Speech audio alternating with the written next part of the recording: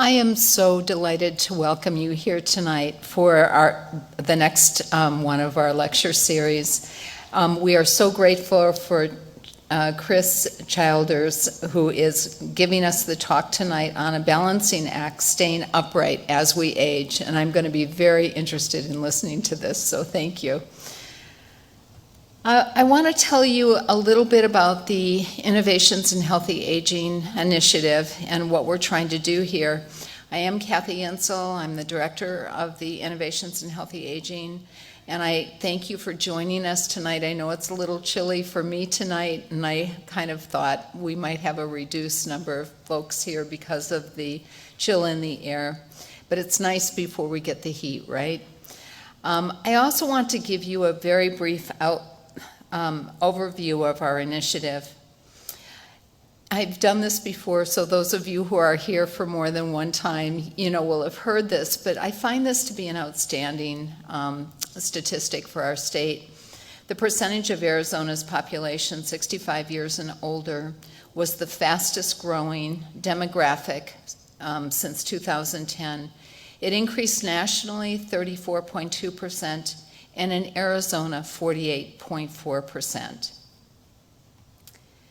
Our primary aim, given the need in our state particularly, is to influence the critical factors that affect an aging population.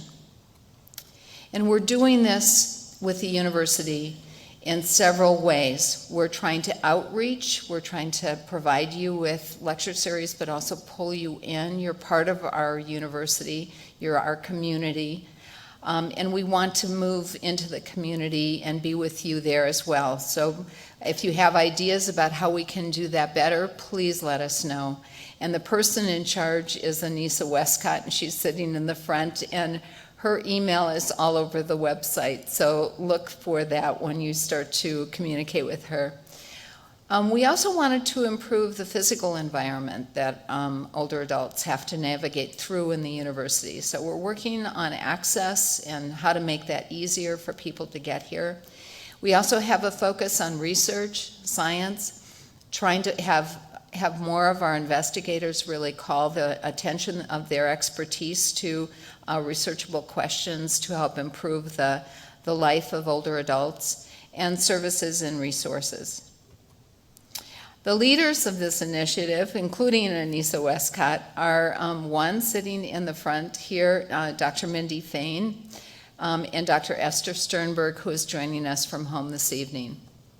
I want to call your attention to the unique and synergistic collaborative efforts of this leadership team. I really enjoy this group. One of my favorite pictures of myself is my face shot of this group because I'm standing between two amazing women. Without the persistence and consistent efforts of these women, the initiative would not have launched and been sustained. And I will try to get a new picture with Anissa as part of that leadership team. I also want to acknowledge Dr. Michael Dake, the SVP of the University of Arizona Health Sciences. He's the co-creator of the initiative at the beginning for his continuous support. And I want to thank the Office of Strategic Initiatives at the University of Arizona, in particular Jane Hunter, Vice President of Strategic Initiatives. I feel like I've got a little lisp tonight. I'm sorry about that. And I want to give you a heads up that our final lecture for the spring is going to be on elder abuse, causes, consequences, and prevention by a really amazing woman who is being brought to us through her connection with Dr. Fain, Laura Mascada, and I'm looking forward to that talk as well. So please keep that in mind. The date for that is going to be April 26th, and again at 5:30 here in HSIB. Now, a little bit about Chris Childers, who is trained as a physiotherapist in her native UK before moving to the US in support of her husband, then serving in the US Air Force. Chris worked as a physical therapist in Utah and became a board-certified geriatric clinical specialist the same year she completed her master's in gerontology. In 2006, she moved to California and continued to work in skilled nursing until becoming a full-time faculty in a Doctor of Physical Therapy program. Chris completed her PhD in health psychology in 2018 with her dissertation on motivation and limitations to being physically active in assisted living. And I apologize for that. I must have touched something up here. So let's get back to the slideshow, and let me see if I can just race to the end here, because I think it should be number 10 for Chris, right? Oh, you've got to change it? Okay. Well, then I didn't need to do that. All right. Well, I'll change it for you, since I'm not quite finished with this, but I am so excited about it. And don't worry, Barry, I've got this covered. I will bring you back to where you should be. The dissertation was on motivation and limitations to being physically active in an assisted living environment.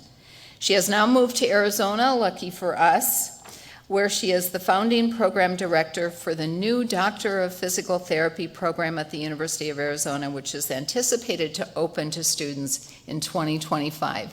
Welcome, Dr. Childers.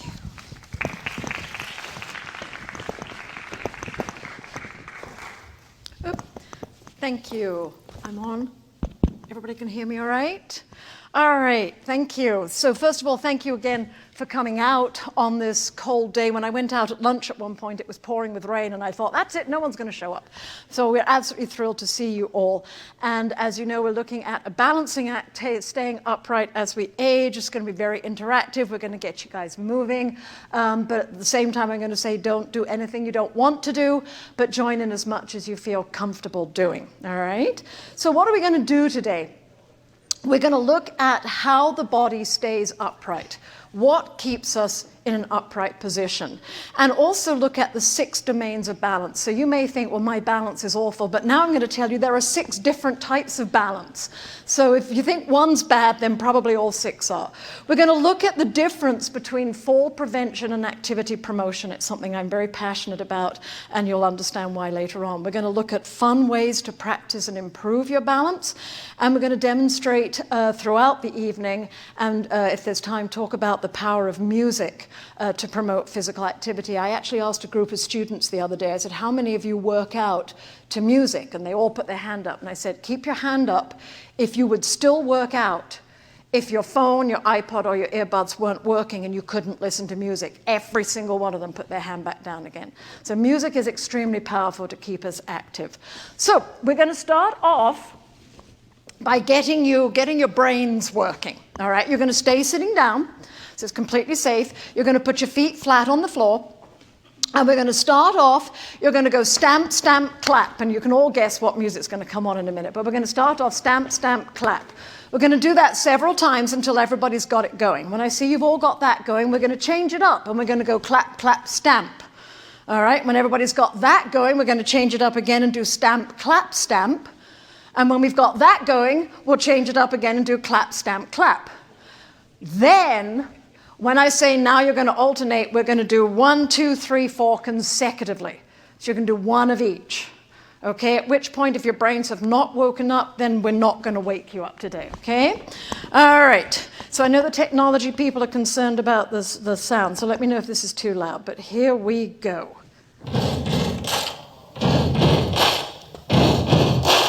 All right, here you go.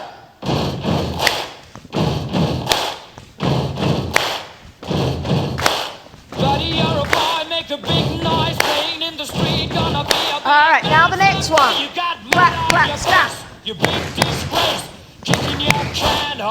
And the next one. Stamp. Stamp, clap, stamp. Harder.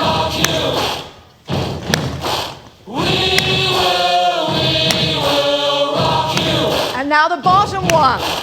Buddy, you're a young man, hard man, shouting in the street. Gonna take on the world someday. You got blood on your face, a big disgrace. Waving your all right, are you ready? Here we go. One of each. Clap, clap, stamp.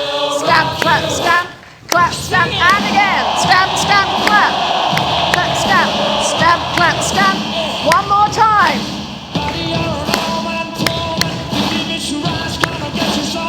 Last time.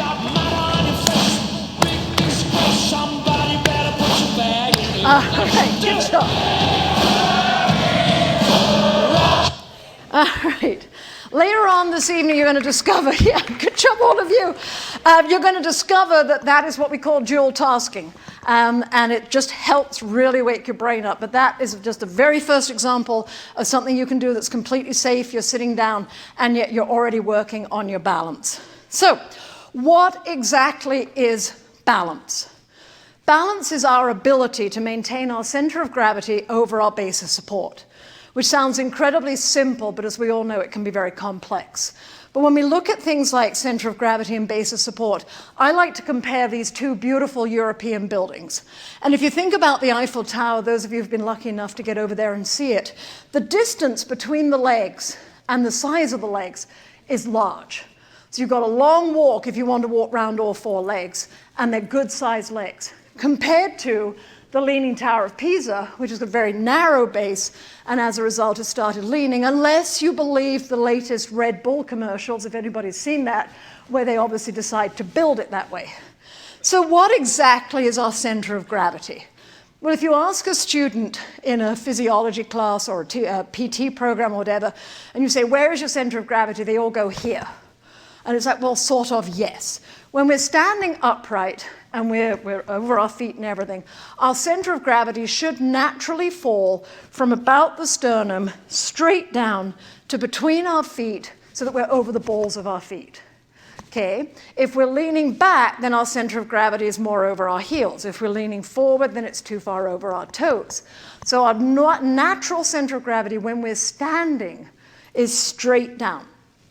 Now, if you look at these pictures, the guy on the left who looks extremely comfortable in that chair, where's his center of gravity? Way back, way back. It's sort of in his buttocks and his back, leaning on the back support. Now, if he tried to stand up from there, his center of gravity has to come all the way forward from where his buttocks are to where he is with his sternum over his toes. So that's a huge movement, which is why it can be so challenging sometimes when our balance is off. Whereas the gentleman on your right, you can see he's perched on the edge of the chair. Where's his center of gravity? Yeah, yeah, I love it. I love it. You're all sitting forward and you're demonstrating. His center of gravity is further forward. It's still over his buttocks. But if he were to stand up, his center of gravity has a lot less distance to travel. Okay? And then those people against the wall, what they're doing is they're challenging their center of gravity because they're leaning in different directions to see how far they can take their center of gravity without actually falling over. All right? So then we come to base of support. What exactly is our base of support? It's the area over which we're standing.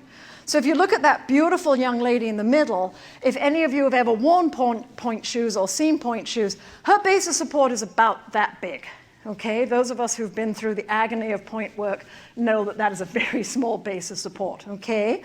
But look at these other two. Now, if I'm standing here right now, forget that for a second. As I'm standing here right now, talk about balance, huh?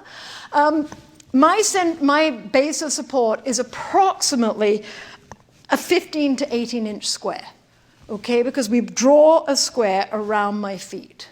That is my base of support as I'm standing here right now, okay? If I were to add a cane to it, and we now draw a square around my bases of support, I've added an extra support, and I've significantly increased the size of that square. So this is now more of a rectangle. It's like 24 inches and then still the 18 and 24. So I've made my base of support larger. And going back and thinking about the Eiffel Tower, the larger our base of support, the more sturdy we are. So then if we add a walker to an individual, that significantly increases their base of support because now we have the whole size of the walker and their feet. So we draw a square around that and it's a big square. Okay, the problem is, and this is another whole lecture for another day, most people use walkers wrong. And as you can see, this lady, she's got the walker too far in front of her because it's making her lean forward, which has done what to her center of gravity? taken it forward. So now she's going forward too far, and it's not giving her the support to maintain upright balance. It's actually causing her to go forward. So like I say, maybe we can put that down as another lecture next year, look at different things. So there you go. So that's what the base of support is. So how do we maintain our center of gravity over our base of support? Well, the human body is born with 3 different areas that are designed specifically to keep us upright. And the first is our vision. The second is our vestibular system, which is part of our inner ear. And the third is what we call proprioception. And when we look at each of those and we think about what happens as we age, vision is critical for balance. We look to see, what is the surface like? Are we changing from a smooth surface to a rough one? Is the surface wet? Are we upright? Anybody who has ever passed out and come round and seen that the chair was now above them will know that their eyes are what gave them that first clue to the fact that they are now on the floor. Okay, so we use our eyes all the time for balance. And as we all know, and I don't think I'm offending anyone, when we turn 40, our eyesight gets a little worse. You're reading a magazine and you suddenly realize, I don't quite see that. So you go to the dollar store and you buy 100 pairs of those one magnifying glasses, and they're all over the house and you can never find one when you need one, right? Then when you get to about 50, you begin to realize that maybe we need some prescription glasses, or maybe I need to take this more seriously. The challenge for all of us is actually one of the most dangerous times for our older adults is the day they get a new pair of prescription glasses. Because any of you who wear prescription glasses will know that if the prescriptions change quite significantly, or maybe you've added a transition in the glasses, your depth perception and everything is completely wrong. They actually recommend for older adults, if you can, when you get a new pair of prescription glasses, same as when you get a new pair of hearing aids, that you only wear them for an hour or so at a time to begin with, to adjust to it. It's a bit like, ladies, come on, you get a new pair of shoes, you don't wear them for 12 hours, hopefully, unless they're a really comfortable pair of bedroom slippers. If you've got a pair of heels on, you do not wear them for 12 hours the first time you wear them. You break them in, okay? So as we get older, our eyes diminish a little bit, and we have to keep using our eyes and making them react and making them respond. So this is where you are going to need your ball, okay? So those of you, everybody should have a ball. You're just going to toss and catch it with one hand. And when I say other, you're going to go over to the other hand and toss and catch it with the other hand. And we already have one over here. And when I say alternate, you're going to toss it from one hand to the other, okay? Now, if you do drop the ball, please do not jump up and run down these stairs and try and catch it. Just let it go, and we'll get it back to you, all right? So, and you're allowed to sing along to this one because most people like this one. So start with one hand, doesn't matter which one. Make sure you're using your eyes as well. Mindy. Love and marriage. You've got some spares. Love and marriage go together like a horse Other and hand. carriage. This I tell you, brother, you can't have one without the other. And alternate. Love and marriage, love and marriage. It's an institute you can't disparage. Ask the local gentry, and they will say it's Now turn to someone near you and using the two balls, toss them back and forward. Try to separate. There may be someone behind you. It's an illusion. Try, try, try, and you will only come to this conclusion. Love and marriage go together like a horse and carriage. Dad was told by mother, you can't have one, you can't have none, you can't have one without the other. All right. Well, I think we've already found out some areas where we could do with some practice. So, but like I said at the beginning, we're going to be talking today about some very simple, very basic ways that we can improve balance. And you may not have realized it, but literally sitting watching television, tossing a stress ball up and down is going to work your coordination. It's going to work your eyes, right? So that's our eyes. And if you are supposed to be wearing glasses, then you need to be wearing them so that you don't really. All right. Then we have the vestibular system. Now, the vestibular system is your inner ear. It's about the size of your thumbnail, and if you could see straight through your face, it's about here. Okay, so it goes from the inner ear, and it's about here. The vestibular system is a hair-based system. It's hair cells, and they're in like a gelatinous fluid. And what they do is they detect head movement. So the hairs move when your head moves. Now, the vestibular and the vision system are the ones that can play tricks on you. We all know we've done this. You're sitting at a traffic light, right? You're waiting for it to change. The car next to you starts to move forward. You slam your brake on because you think you're rolling back, right? And what that is it's the vision playing tricks, but the vestibular puts you right and says, you're not moving. Okay, it's them that are moving. So the vestibular system, like I say, is a hair cell-based system. Let's be honest, guys, what happens to our hair as we get older? It thins out. We lose it, okay? Women lose eyebrows. Men gain eyebrows. Women keep hair, gets thinner, etc. The other thing about the vestibular system is not only being a hair system that declines, it declines with lack of use. And some of you may realize, and I'm not going to point out at anybody, but when we tell you to look to the side, some of you will do that. Can you see the difference between that and that? Yeah? This one uses the vestibular system, which is why if your vestibular system is off, that's the one that's going to make you feel dizzy. This one doesn't use the vestibular system, okay?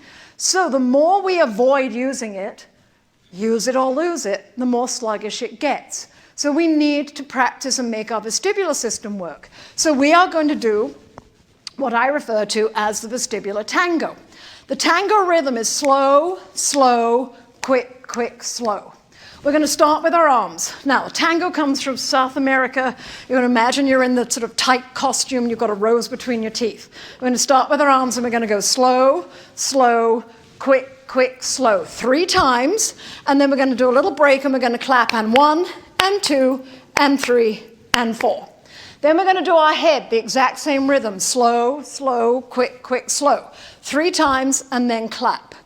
Then sitting down, you're going to use your feet, and you're going to do them like windshield washers. Slow, slow, quick, quick, slow. 3 times and clap. Then you're going to put all 3 systems together at the same time. Yes, you are. All right, are we ready? You guys are great. Here we go. And slow, slow, quick, quick, slow, slow, slow, quick, quick, slow, slow, slow, quick, quick, break. Now your head. Here you go. Slow, slow.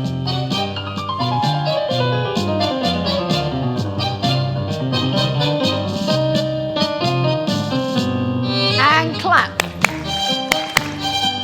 Now your toes.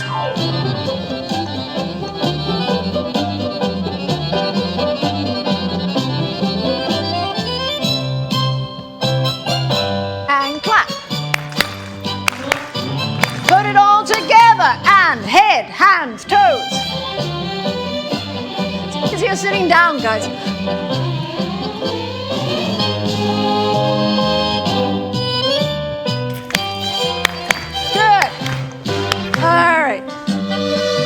Again, you're sitting down, you're completely safe, you're doing something that's fun, but what you're doing is you're actually working on your balance because you're working on one of those physiological things for balance. The third thing that we use for balance is what we call proprioception, which is a very big word to basically mean where is our body in space at any time. And the sensors that give us this information are in the big joints of the leg. So it's our hips, our knees, and our ankles. As we age, what happens to our hips and our knees? They get worn out, they get sore, they lose their cartilage, and in many cases we have a replacement. So those sensors that were in your hips and knees that were telling you how to maintain your balance, where are they now if you've had a replacement? They're gone. They're in the incinerator. Sorry, they've gone. Okay? So now you have to rely more on the other joints and the other systems. Okay? Which is why, if any of you have ever had a total hip or a total knee, your physical therapist should work with you on balance activities to help you realize that you've got to strengthen up that input from other parts of your body. Okay? So, on top of those three physiological things, which was the eye, the inner ear, and the proprioception, we also have three strategies that our body introduces to maintain balance. The ankle strategy, the hip strategy, and the stepping strategy. Now, the ankle strategy is the most critical. It's the first one. Those of you that have got room or feel able to do so, just stand up for a second. Told you you'd get moving today. Put your feet about hip width apart, not too wide apart. And I want you to imagine you're on a very gently moving ship. And I want you to think about what's going on at your ankles. Can you feel your ankles working? Basically, when you go too far forward, your ankles are doing that work. Now, if the sea started to get quite rough and you went further forward, then what happens is the next one that kicks in is your hips. Okay? And I'm not going to make you do this, but if the person behind you gives you a sudden hard push, what will then kick in is the stepping. So have a seat again. So what these strategies, and the stepping strategy is probably the most challenging, because not only have you got to be able to take a step, but you've got to be able to take a step in the direction in which you'll lose your balance. So although if you get pushed from behind and you go forward, that's not so bad. If you get knocked from the front, you're stepping backwards. When we step backwards, what's happened to our vision system? We can't use it, right? So we've immediately lost one of those three systems when we have to step backwards. If you get nudged from the side, we've got to be able to step sideways in order to compensate. So again, if you ever have balance issues, these are things that you should be practicing with your physical therapist if you have one. And if not, they're fun things that you can practice at home, because you can literally practice sidestepping, holding onto the kitchen counter, so that you're working on the muscles in the legs and the strength. The same with backwards. I get all my patients, I do a lot of home health, I get them holding onto the counter and stepping backwards. So they get used to doing that backwards movement. So now I promised you, not only do we stay balanced, we have 6 domains of balance, okay? There are 6 different things. It's like every time we think we've got a handle on something, they decide to make it more complicated. So the domains are on the left and what they look like are on the right. We start off with steady state stability, which is just basically the ability to stand upright, to keep your center of gravity over your base of support. Most of us know how to do that one. Stability during movement, remember we talked about that center of gravity having to go from way back to way up? Well, that's now considered stability during movement, in the sense that when we go from sit to stand or stand to sit, that we can maintain our balance. The definition of a fall now actually includes, basically, if you start to stand up and you don't make it and you flop back into the chair, technically, by the geriatric societies, that is a fall, because it means that you could not get your balance to cooperate, okay? Then we have anticipatory postural adjustments. This is where we make a postural adjustment in anticipation of something that we're going to do. So if I asked you, if you were standing up and I gave you something and I said, can you throw that at me? You would adjust your body if you needed to throw it. If it was just a light beanbag, you wouldn't do much. But if it was a big, heavy medicine ball, you might change the way your feet are. You might widen your base of support to make it. But it's under your control, because you don't do that next movement until you're ready for it. Whereas reactive strategies are some of the scariest ones, because this is your ability to respond to an external force. So just like we were saying, that stepping strategy, this is the reactive strategy. If someone pushes you, can you respond quickly enough? Then we have perceptual training, which is sensory and postural limits of stability. Remember that picture earlier on of those people leaning against the wall? That's what they were doing. They were basically seeing, how far can I take my center of gravity before I have to change my feet. So let's say I want to get something out of the back of a cupboard. I might change my feet to this position so that I can lean forward a bit more to reach for it. One of the most dangerous places we have in our house is actually our closet. Because how many of you have ever dropped something at the back of the closet and you're trying to reach for it? So that's what we're doing here. And this is the one that Tai Chi has been shown to be the most beneficial for. Because if you know anything about Tai Chi, it is that slow, gradual transfer of your base of support over your center of gravity and moving forward. Then we have the most fun one of all, dual task activities, which is when we do two things at once, okay? Bottom line is, everything we do is dual task, because the simple act of walking is using cognitive function at the same time. Because you're thinking the whole time, where am I going? Am I adjusting? Is the floor slippery? How am I going to open the door? What am I doing? Why am I going there? But then we can make dual task even more difficult because we can add something that we're carrying, or we can be doing a task at the same time. But looking at these 6 domains, we'll get back to dual task in a minute, but looking at these 6 domains, we're now going to do a very, very simple activity that introduces all 6. Now, if you feel up to standing up for this, please stand up. If you don't, you can stay sitting down and just do your feet. So what we're going to do is we're going to very gently, this is where you've got to imagine you're a rocket, okay? Guys, you're in top hat and tails. Ladies, you're in those short skirts with those high heels, all right? We're going to go step together, just very gently, side to side, okay? All right, then after we've done that 4 times, we're going to add a little kick on the end. So it's step together, step, and a little kick.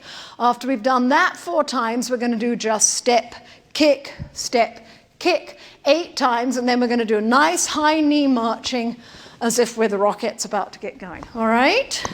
So, and it's Michael Bublé, so it's some nice eye candy while we're at it. All right, so stand up nice and tall. You're in your costumes. You feel great.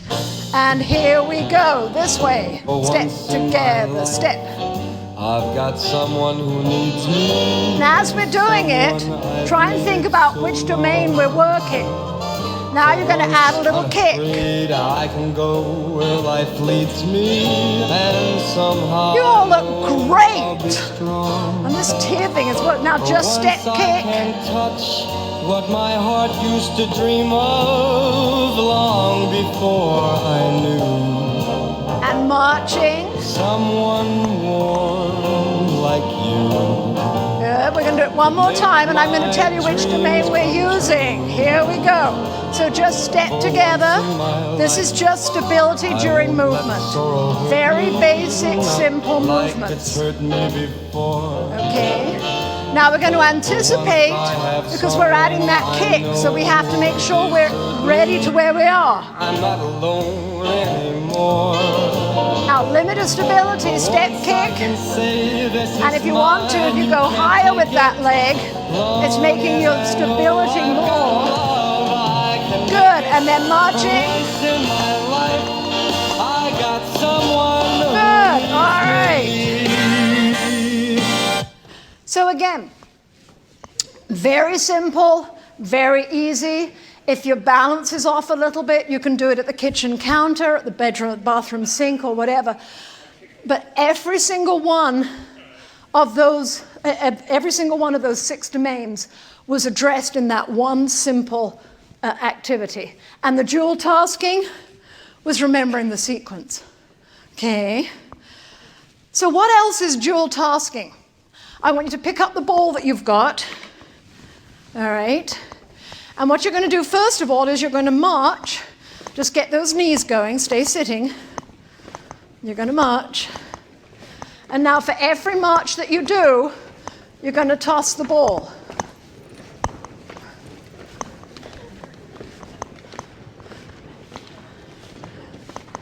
Good. Okay. Some of you may have noticed that when you started tossing the ball, this front row is not good today. As you were tossing the ball, that your marching got a little bit slower, and that is absolutely normal. Okay, now you're going to start marching. And now for every march that you do, you're going to name a fruit or a vegetable. Bananas, apples, oranges, pears, peaches. Make sure you're saying one for every march. There's some cheating going on here. Okay, all right, good. If you did that, kiwi, because I remembered one. If you did that you only said a fruit or a vegetable when you marched, some of you will have noticed that you actually have to stop marching for a second while you thought of another one, okay? That is a motor and a cognitive task, the most challenging form of dual task. We've got the motor task, which we think is really easy, and we throw in that brain activity, and suddenly we're challenged to do both at the same time. And then a cognitive to cognitive task. Well, this little guy is doing it beautifully. Those of you who have kids or grandkids who are Gen Zs or millennials, they do this all the time. They make it look so easy. But for us, one of the most challenging cognitive in this sort of scenario would be if the person next to you started talking to you and I was still talking and you were trying to listen because you were being polite because it's your spouse and you don't want to upset them, but at the same time you're also trying to listen to the lecture. And so trying to listen to two things at once, and you will know as we get older, you have to focus one out in order to listen to the other. That's why when we were younger and our mum said, "Will you turn the television down? I can't hear myself think." We do it now, right? We have to turn one thing down in order to do the other thing. That's cognitive and cognitive. There isn't really a safety issue with that. There's just an issue of, did you hear both people? But the cognitive and motor is the most challenging. Your clicker stopped working. Here we go. So what exactly is dual task? There are two different definitions of it. One says it's the concurrent performance of two tasks at the same time, which could be done independently. They can be measured separately, that's for the researchers, and they have distinct goals. Whereas the other one says it's a simultaneous performance of a cognitive and a motor, which results in the deterioration of one or both tasks. Okay, so they're slightly different. Then I'm going to throw out, is carrying a glass of water or a drink a dual task? You're walking and you're carrying. Now, if you're a new mum and you're carrying a sippy cup with a lid on from the kitchen to the living room while your kid is screaming at you, is that a dual task? Probably not. But my favorite, those of you who enjoy cruising, I love cruising, but you've had a really good evening, you've had a couple of glasses of wine, you're now carrying a martini, you're wearing heels and a cocktail dress, and you're walking across a moving ship. That sure as heck is a dual task, okay? I can tell you that for a fact. So everything that we do, people will say carrying a telephone is a single task. You can walk along and carry the telephone. Although there is now research coming out that if we're carrying anything, we stop swinging our arms as much, and so therefore we affect our gait. But texting and walking is very definitely a dual task.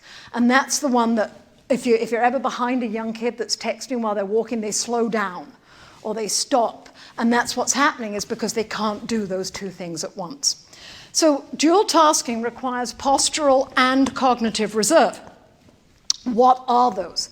Well, postural reserve is our ability to respond to any kind of threat from the external environment. So if somebody nudges us, if we trip over something, can we recover from it?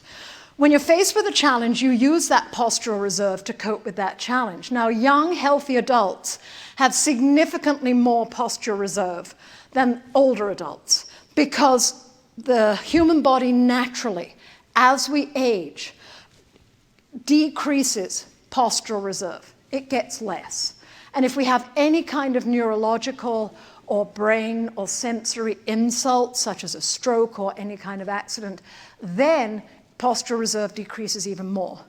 So it takes an older person significantly more attention to detail when something disturbs them posturally than a younger adult. Which is why, if you think about it, you ever watch a young person run down a flight of stairs, they're not even looking at their feet. But I bet you every single one of you, when you come down this evening, and we'll be watching you, will be looking at the step as you come down. It's natural. It's what we do as we get older, because we realize we need that input to safely come down the stairs. So what is I might as well put that away because it's not working. What is cognitive reserve? Cognitive reserve has been proposed as the reason why some people respond so much better to neurological insult than others. There's a fascinating book that's called Aging with Grace that's about the nuns at the convent of Notre Dame. And they did a lot of research with these ladies, and they actually did tests when they were alive to determine what levels of dementia they might be presenting. And then these women very bravely agreed to let their brains be autopsied, and they sliced their brains very thin, looking for the plaques and tangles that we associate with Alzheimer's. And what they found was that some of the nuns who in life demonstrated enormous amounts of dementia had very limited plaques and tangles, and vice versa. So the brain was often damaged in a way that wasn't compatible with what they were presenting. And what they found out was that those nuns that were still actively teaching, still taking degrees, still being involved in everyday life, were much more likely to show dementia in life, even if their brain was seriously messed up, than the nuns who were doing much more of a domestic style lifestyle. So cognitive reserve has an effect for all of us, and it's why you can have two people with identical strokes or identical brain injuries, and with exactly the same treatment, one can do a lot better than the other, and that's because that one has got much more cognitive reserve than the other. Differences in cognitive reserve could be innate, we could be born with it, but they're also associated, like I said, with those nuns, with things like education, types of job, using cognitively stimulating leisure activities. So sitting watching television is the worst thing you can do, but watching things like game shows where you have to come up with answers, as long as you're challenging yourself to come up with the answers, Sudoku, crossword puzzles, are all the sorts of things to keep your brain healthy. Your brain needs exercise just like your body, and that's another entire lecture, which we'll get to another time. So how do we improve cognitive and postural reserve? Well, postural reserve, we do balance activities, such as the one we just did, such as anything that gets our ankles going up and down. Our ankles are critical, so next time you're brushing your teeth, just go up and down on your toes the whole time you're brushing your teeth. Okay, that's 2 minutes, if you're honest, and don't turn the toothbrush off early. It's 2 minutes of going up and down. It's really going to strengthen those ankles. Now, as far as cognitive reserve is concerned, we can increase that significantly through what we call asymmetrical activity. And this is where we're going to have a lot of fun. All you're going to do is follow along. I'm going to be sitting down, so you're going to need to be able to see me, all right? Because I cannot do this one standing up. It's way too difficult. Here we go. My favorite. Whoa!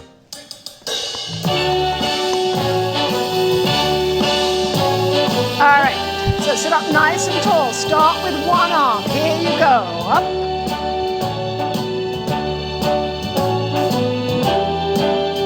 Now with the other arm, make circles. The news.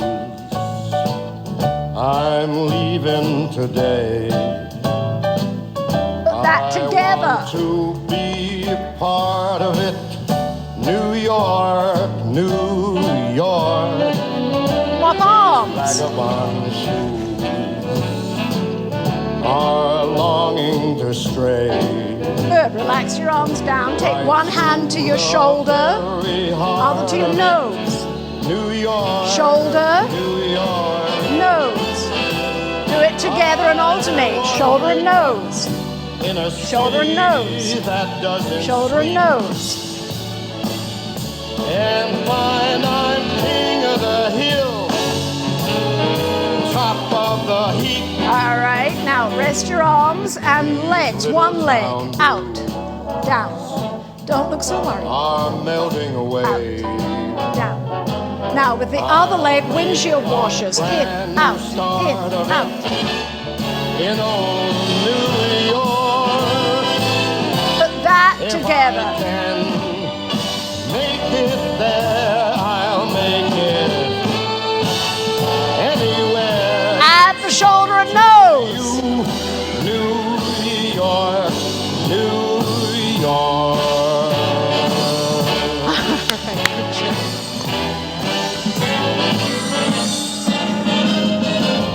All right, so what are we doing there? We're using the different side of our bodies to do different things. And there's a lot of research coming out of England and Japan that this can increase cognitive reserve and is very, very useful for individuals, both pre-dementia and individuals with dementia. If you ever try and lift weights, or if you do the same thing with both hands at the same time, what is actually happening is your cognitive side is taking the lead, your dominant side, excuse me, and your non-dominant side is following along for the ride. Which is why sometimes in gyms you'll see people lifting weights like this because they're using their strong side and the other side is not working that well. When we do something completely different with one side to the other, this side of the brain's controlling this one, this side of the brain's controlling this one, so we're waking that brain up. Okay, all right. The next one is even more fun. They refer to it as sticks and triangles. All right, and again, what's going to happen is we're going to use one arm to go straight up and straight down. The other arm is going to make triangles. Okay, so hold on.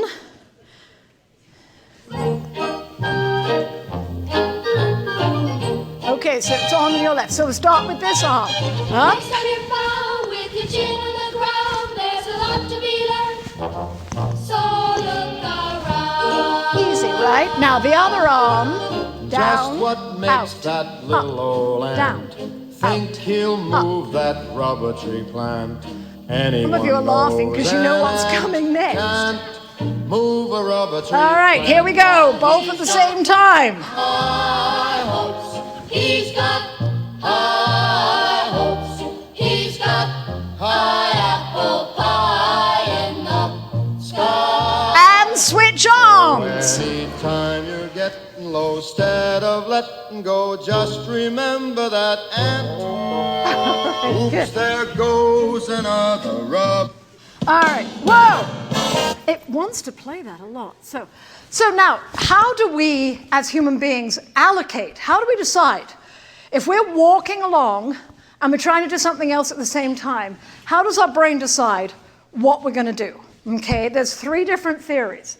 The first theory is what we call bottleneck theory. If anybody has ever driven in California, you'll know exactly what I'm talking about.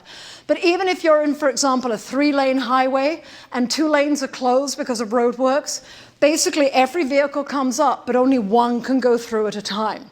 So the idea behind this is when we send messages to our brain, we're carrying a glass of water, we're walking along and we've got to step over something, the brain can only process one at a time. Now, it can do it very quickly, but it's still only going to process one at a time. Okay? The second theory is what we call capacity sharing. And basically, we can do a lot of things at the same time. We all do it every day.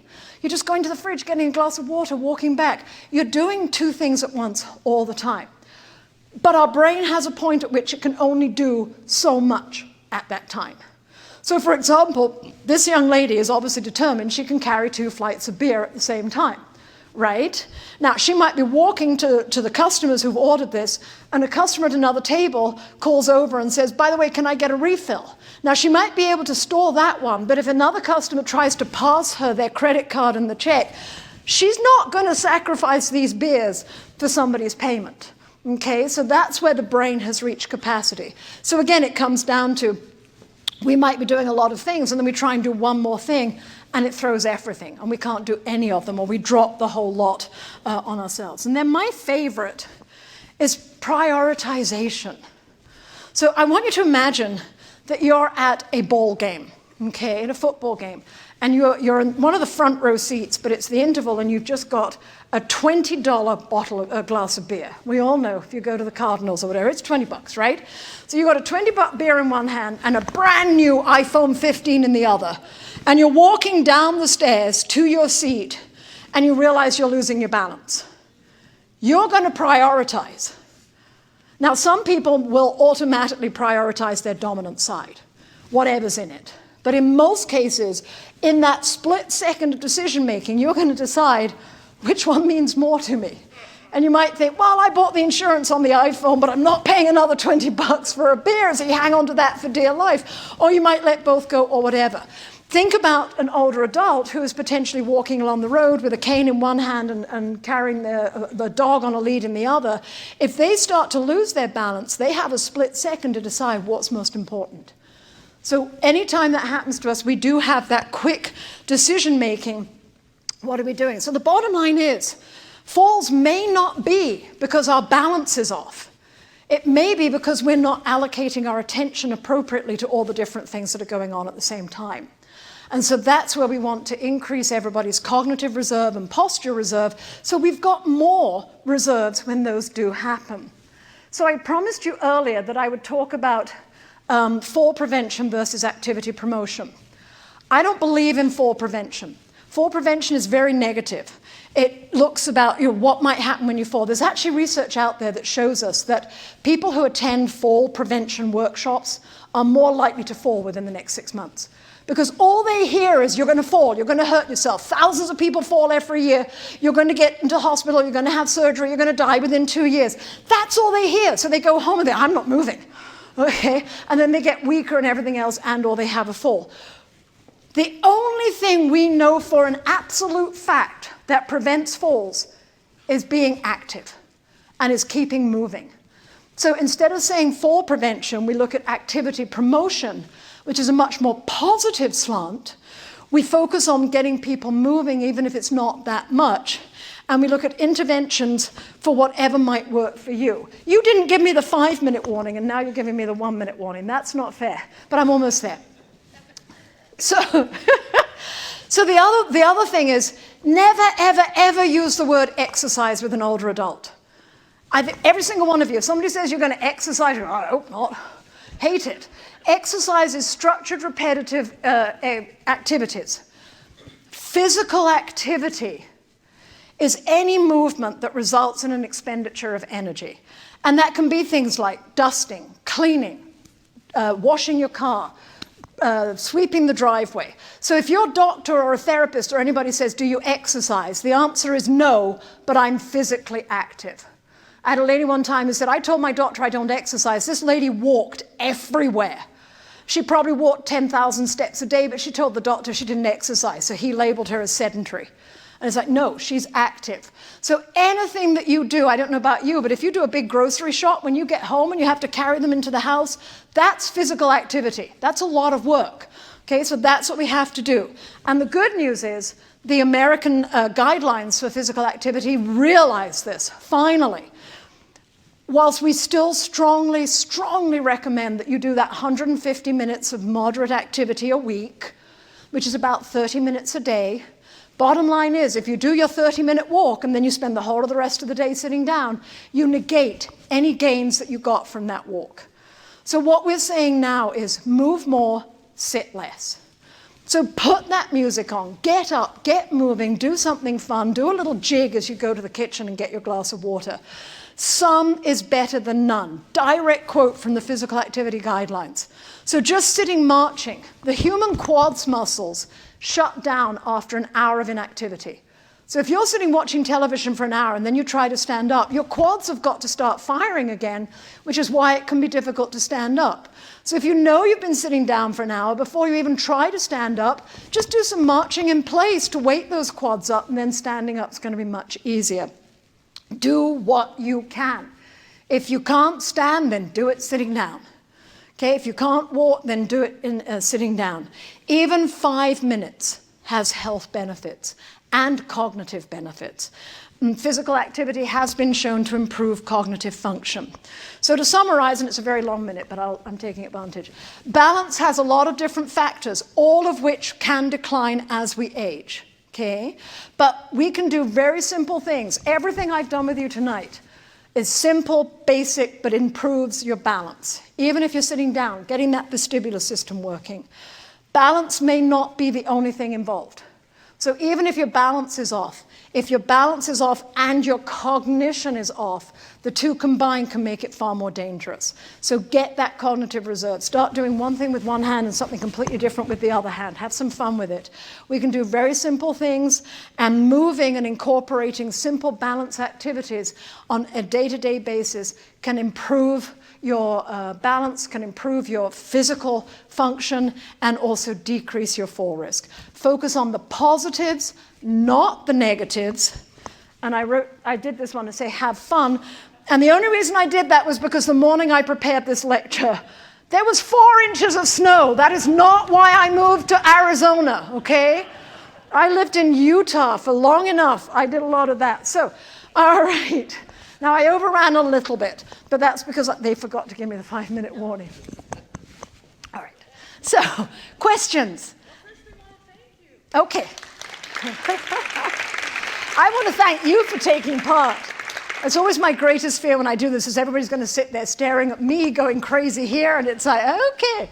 Trying to do this over Zoom when we were in COVID was incredibly challenging because I was in a room all on my own and just hoping that the people at the other end of the Zoom were actually doing something. So, questions? Yes. There are some microphones, but start off. This is primarily so that the people on Zoom can hear you as well. Oh, okay.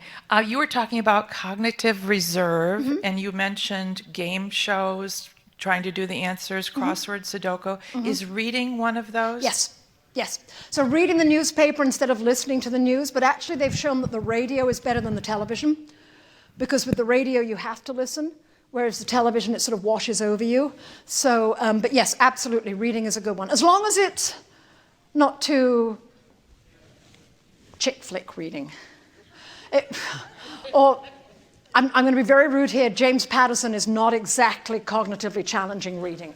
Okay, so biographies, things like that, or books that have a little bit more. Jeffrey Deaver's a much stronger read than James Patterson. And no offense to James Patterson, I love his books, but the quality of the reading, so just keep that in mind. You're welcome.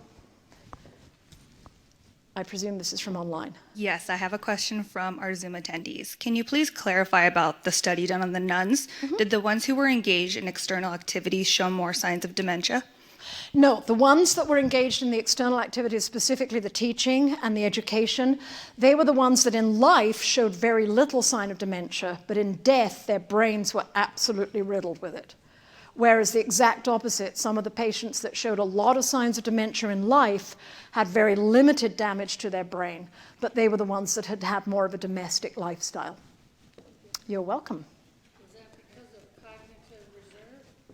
They think that's what it was. They think it's because they were challenging their cognitive reserve more, and therefore they developed it more, and therefore they had more reserve to cope with the plaques and tangles in the brain and not let it show in real life. The other thing is, no, I don't think the first time we had to stand up, I found it challenging, and I figured out these seats are slanted back, so your butt is lower than your knees. So the first time, I actually used the... Right?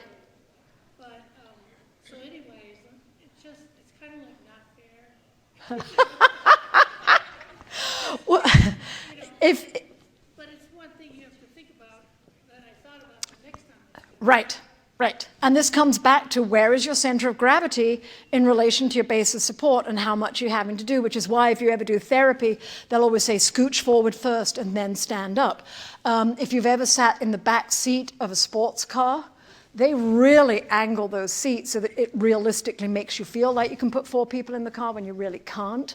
But then trying to get out of that, and people who drive sports cars, you know, as you get older, some people actually give up the sports car, not because they've got children that they need to transport, but they can't get in and out of it. Okay, so that's another thing. Any other questions? Yes? She knows the rules now. What do you think of stand-up walkers versus the walker that we saw on your screen? You mean the regular four-wheeled or the higher ones? The high ones. You know, it's like when we train PTs, we tell them that anything that they are using should come up to the wrist crease. When you do a higher one, right, what's it going to do to my center of gravity? It's pushing me backwards. So realistically, it should be that when you stand with your arm completely relaxed by your side, the handle is at your wrist crease, of whether it be a cane, whether it be a walker, whatever it is. The idea being then that your elbow is very slightly bent, you are at a good position, and if used correctly, it's putting you exactly where you need to be to have your center of gravity of your base of support.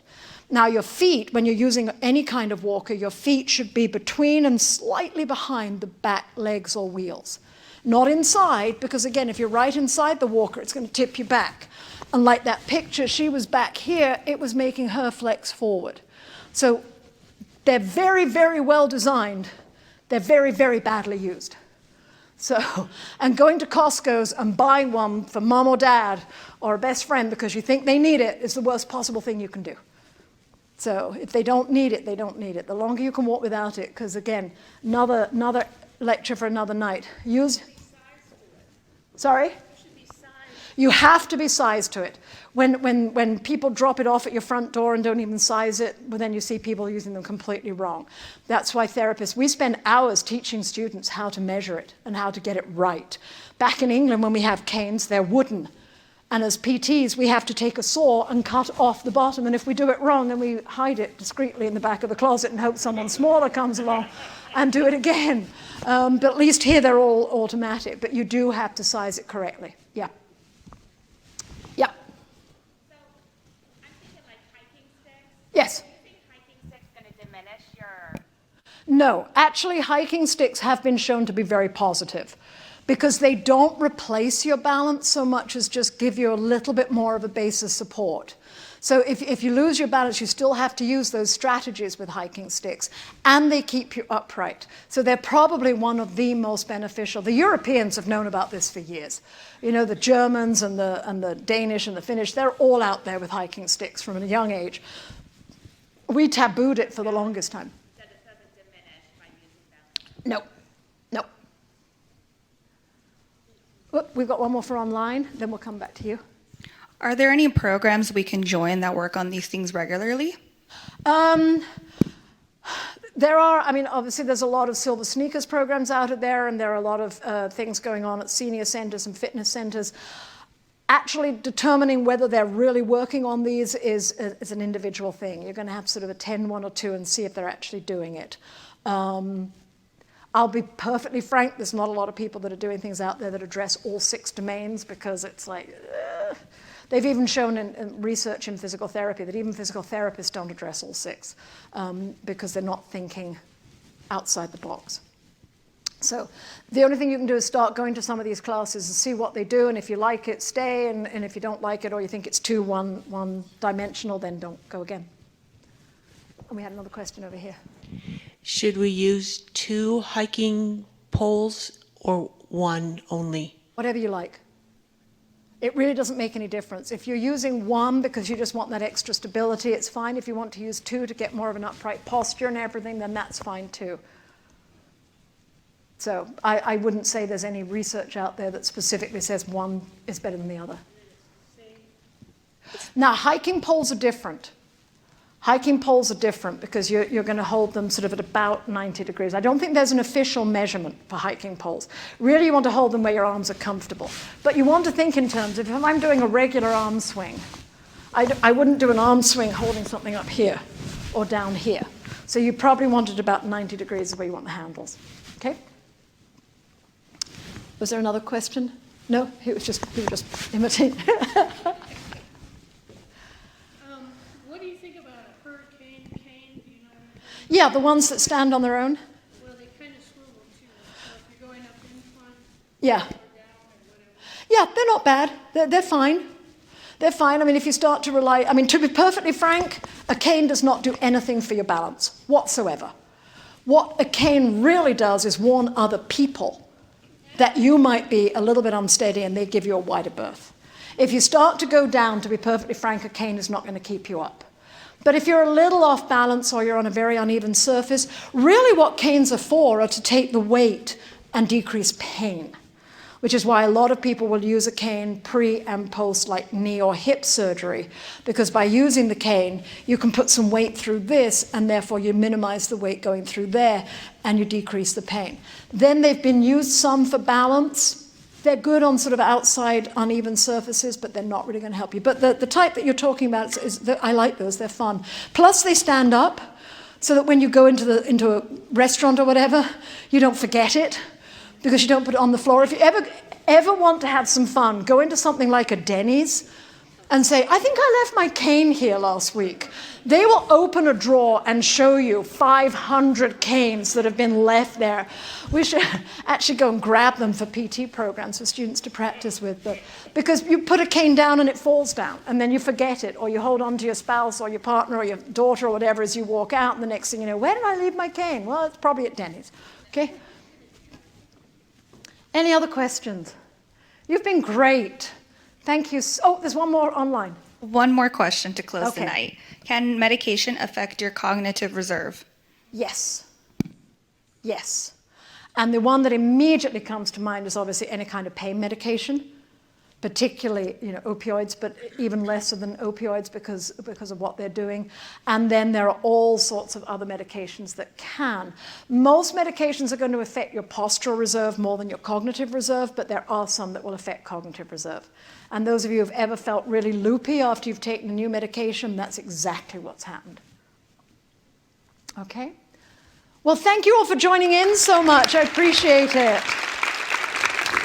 You're welcome. I'll turn myself off.